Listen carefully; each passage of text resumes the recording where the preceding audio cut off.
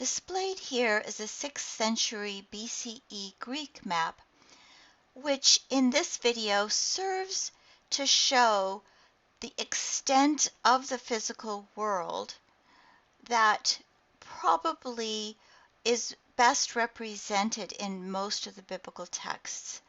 You have a sense of parts of Africa, here called Libya, including primarily Egypt, the Mediterranean Sea, parts of Europe, and parts of Asia, as going as far as Persia and India, including Arabia, Assyria, Babylonia. This is part of the thought world of the Bible.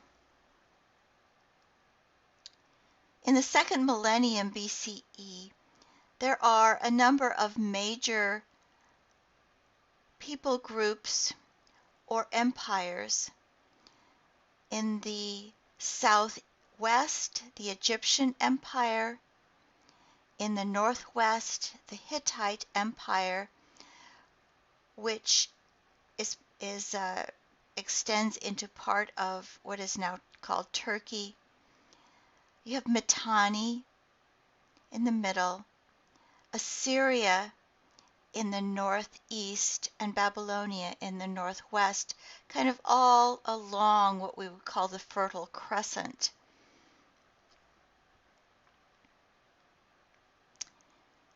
In the Iron Age, which is when much of the biblical text takes place, you have along the coast to the north what are called Neo-Hittite states. You have represented here by yellow the emerging Aramean states, and these interact quite a bit with the kings of Israel and Judah. You have along the coast north of Israel the major cities of Phoenicia. These were seafaring traders who are not so much concerned with land territory, but they have major city-states, and they go all around the Mediterranean. Farther south, you have the Philistines on the coast, Israel and Judah, and the kingdoms of Edom and Moab and Ammon. And of course, farther south, you have still the Empire of Egypt. And this can give you, during the divided kingdom, a sense both of the kingdom of Judah and the kingdom of Israel, but some of the other kingdoms or states surrounding Israel and Judah, including Phoenicia to the north, Aram, Damascus, the Assyrian Empire, Ammon, Moab, Edom, the Philistines. Society was organized around family and kinship groups. The ideal was an extended family living in a large family compound, a household.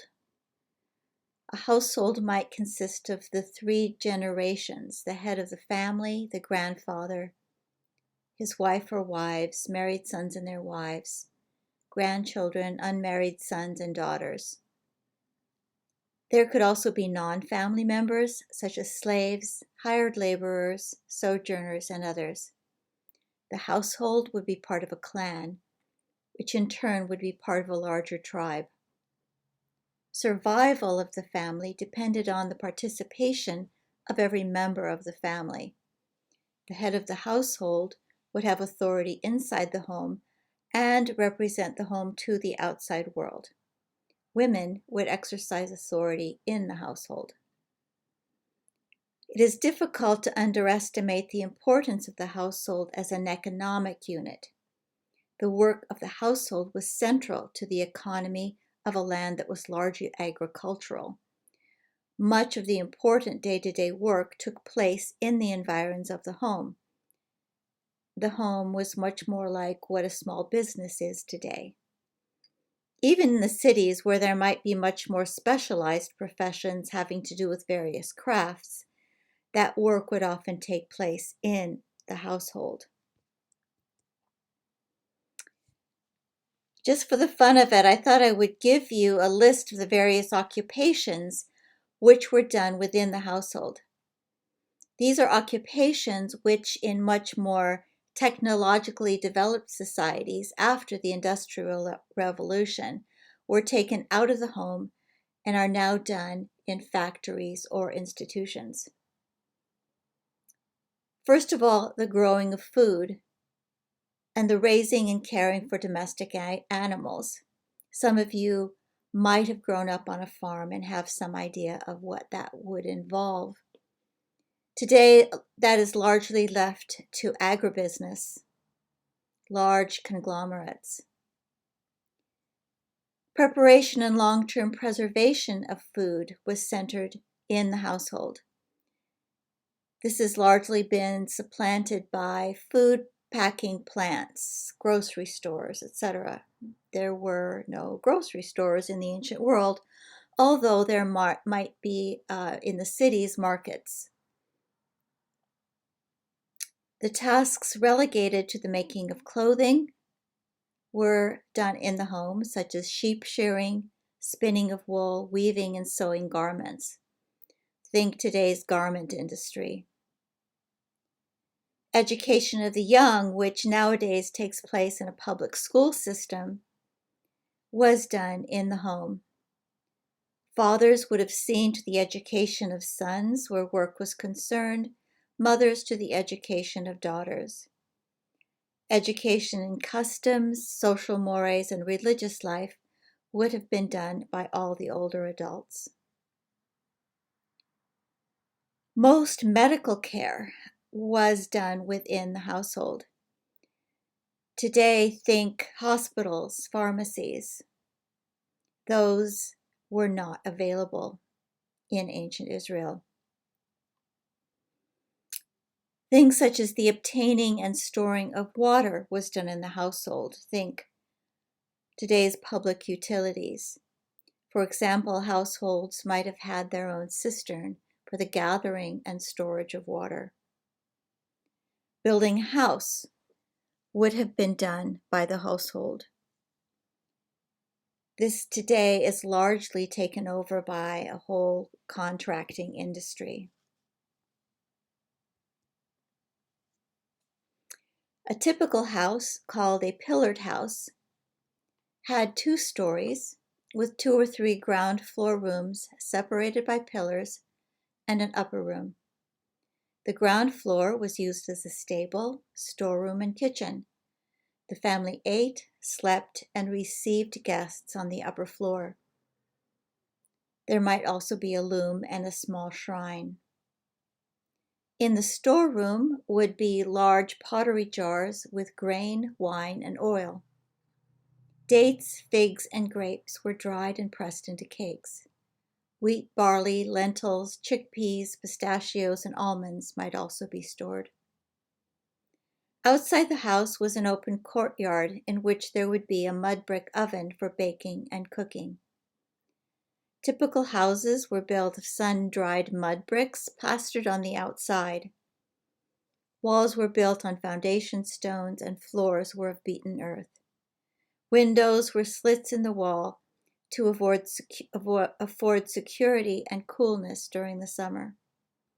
Bowls and later ceramic lamps, fixed with wicks of flax and filled with olive oil, provided light. Here is a cutaway diagram of a pillared house. As you can see, you have one side given up to stables. Other areas would have been given for food processing, a cistern. The upper floor would have been for sleeping, eating, and entertaining. The food for daily meals would have consisted of many of the things that we've already mentioned. Bread would have been common, a stew of lentils or vegetables with herbs, goat cheese, olives, and green onions. They might also eat fresh figs, melon, pomegranates, and dates. To drink would be wine, water, and curdled milk. Meat was not a normal part of the diet. It was only for special occasions, being very expensive. Amid all of this, hospitality was one of the most important customs practiced in Israelite society and in the surrounding cultures as well.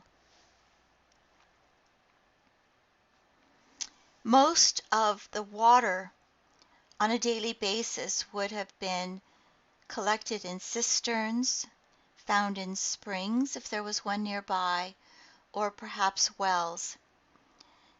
Israelites also would have been very much dependent on rainfall. Unlike the Mesopotamian and Assyrian kingdoms where there was extensive irrigation, and unlike Egypt where there was dependence on the Nile for irrigation, the kingdoms in between would have been very much dependent on rainfall, hence it would have been very disastrous when there was none. Sheep and goats were raised for wool, dairy products, and meat. There has also been evidence for beekeeping found. Oxen were used to pull carts and plows. Donkeys and mules were used to carry burdens and people. Horses generally would not have been ridden on, they would have been used for chariots. One of the earliest inscriptions written in Hebrew is the Gezer calendar, and it is thought that this sort of outlines a typical agricultural season. 2 months for the olive harvest, 2 months for planting grain, 2 months for late planting, 1 month for uprooting flax, 1 month for the barley harvest, 1 month for the wheat harvest and feasting, 2 months for tending vines, 1 month of summer fruit. And the economic system is very largely agrarian. This can hardly be overemphasized. We are so used to so much of our lives being in cities that it is hard to imagine, unless we have grown up in some other parts of the world or in a very agricultural area, how much land and access to land would have been important for survival.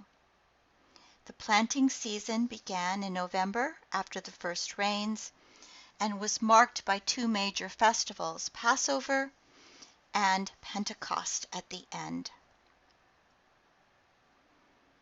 Here, for example, is an olive tree. Olive trees would have been one of the major providers of foodstuffs in the production of oil. And so an olive grove and a site of oil production, olive oil production, would have been very important.